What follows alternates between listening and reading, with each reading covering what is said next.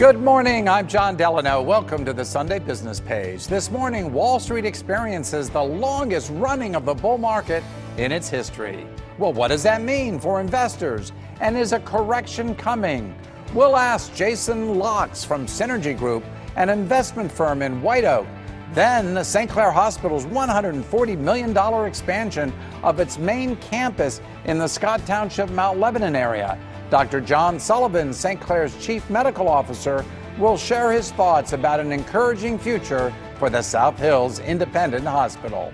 And then why Pittsburgh's Institute of Aeronautics has a #1 ranking on a Forbes magazine list with salaries and job offers that often exceed those at four-year colleges and universities. It's all next right here on the Sunday Business Page.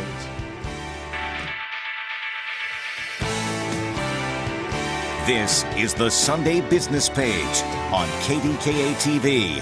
And a very good morning to you. Thanks for spending part of your Sunday morning with us.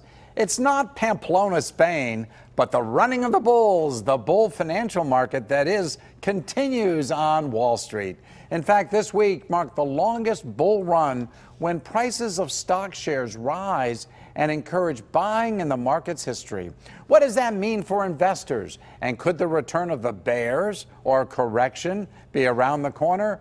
This morning, we welcome Jason Locks to the Sunday Business Page. He's owner of Synergy Group, an independent financial services firm that helps individuals create successful retirement strategies. Jason, welcome to the show. It's great to have you on. Hey, great to be on, John. Thanks for having me. You know, a bull market, let's break this down.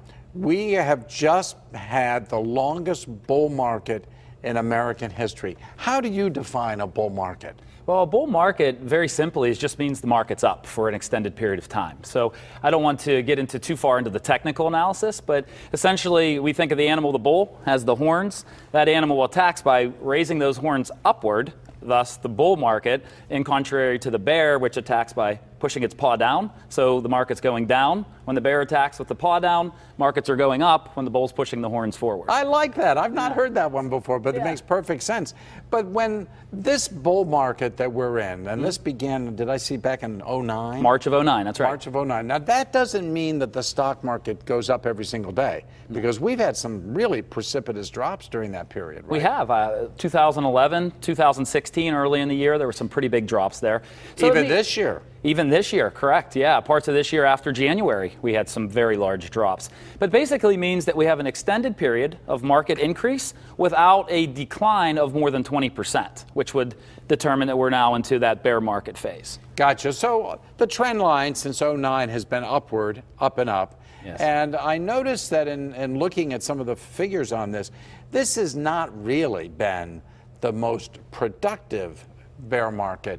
Bull market in American history. We've had others that have been far more successful in terms of return on investments for those of us who put money into the stock market, right? Right. To put that into perspective, the bull run that we had in the 90s was a run that was up over 400%. The current run, although longer in duration, is up around 300%. So it hasn't been the most productive, but it's the most sustained. Most sustained. Yes, sir. So here's the question for, and I think, even though there are a lot of Americans who have nothing invested in the stock market, I think we ought to be clear about that. Yeah. But any one of us who has a 401k or an IRA or some kind of retirement fund, we care about the market, and I guess we care about it the more gray hair we get. So is this bull market going to come to an end? Well, it has to come to an end. You know, the big question is when. And if I knew exactly when, I'd probably be retired like my clients. But we have to look at the fact that it's not completely predictable, but there is a cyclical nature to the markets that we see.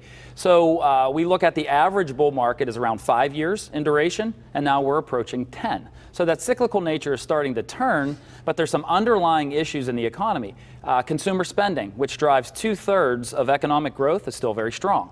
The GDP in the second quarter, up over 4%. So that's a measurement of our economic growth. Again, very strong. So there's fundamentals that could push this further, but there is bad news on the horizon. It's just a matter of what is the catalyst, the straw that breaks the camel's back that pushes us the other way. Yeah, so let me just ask you, what's your advice to people like me, those of us who are ending our work experience sometime, let's say the over 55 crowd. Sure. Do you have any particular advice to them as opposed to the younger ones like yourself who really have a long period of time before retirement? Right. Our definition of long-term changes in retirement. And that's all I do at the Synergy Group. I'm a retirement planner. So every day I sit down with people that are more like you in terms of their stage of life than myself. Right. And what we have to look at is we have to redefine our core priorities. So my core priority right now is growth, the accumulation of the assets that I have. Right. Core priorities for my clients preparing for retirement, those 55 plus, as you mentioned, is preservation of what you've already built, right, and then how to distribute that, how to collect on that. And that has to do with a lot of changes in the way that you allocate your assets. So given the fact that we're in the longest bull market in American history, and your prediction that it ain't going to last long, right? Maybe it goes through 2018, maybe into 2019. But your advice for those who are nearing the end of their work cycle is what specifically? Well, there's never a better time, John, to make adjustments to your asset allocation. Make the shift from growth to income. I always tell my clients that there is no retirement without income. Right? We need to pay the bills and do those things that we enjoy. So we need to make sure that our assets are ready to produce income regardless of what the markets produce, bear or bull. And so does that mean shifting from equities to bonds and things like that? Or do you just, what does that mean? Yeah, so it's a great point. The issue right now with shifting from equities to bonds, which would be the traditional approach, right, is that we're also in a rising interest rate environment. And as interest rates go up, bonds lose value. Yep. So we have to be careful. We have to move to maybe a more non-traditional approach where we're looking at things like annuities that might provide a guaranteed income stream, not moving everything into annuities, but a portion of our assets, and then also looking at maybe different types of stocks that will perform better in a declining market. And suppose you're in your 20s, 30s, 40s. Do you just not worry about this stuff? The market's going to crash at some point. We're going to go into a bear market. The paw down. I love that analogy. Yeah, thanks. So do you just sit back and say, hey, it's going to happen?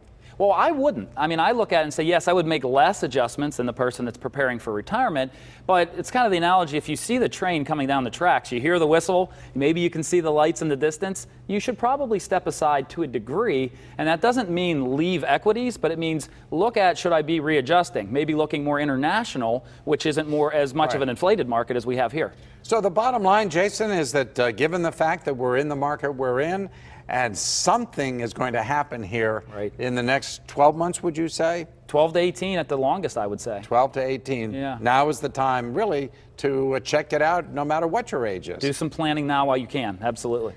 Jason Locks, thank you so much, sir. My pleasure, great to have you on the show. We'll have you back. We enjoyed very much having your thoughts and comments on all of this. Thank you. Much appreciated. When the Sunday Business Page continues, St. Clair Hospital's expansion into the 21st century. Dr. John Sullivan, their Chief Medical Officer, will tell us why the independent hospital decided to increase its footprint in the South Hills. Stick with us. The Sunday Business Page will be back in just a moment.